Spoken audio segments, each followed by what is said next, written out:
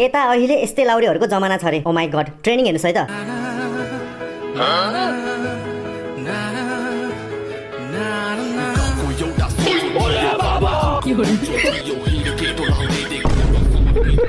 भाई यहाँ पे क्या हो रहा है? भाई यहाँ पे क्या हो रहा है? देखा आपने लापरवाही का नतीजा।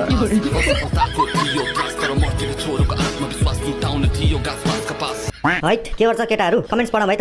यो पाराले लाउरे चाहिँ होइन, जोनी सिङ चाहिँ पक्का बन्छौ। लाउरे लाउरे खास के को लागि ट्रेनिङ हो? गाजा पचाउनलाई हो के? ए, किन केटीहरू लाउरे माथि मर्छ भनेको त यस्तो पो रहेछ राज। होइन, हाम्रो यो नेपालको बाटोमा किन धेरै खाल्टा छन् भनेको त हाम्रो लाउरेहरूको डोजरले पो होइन।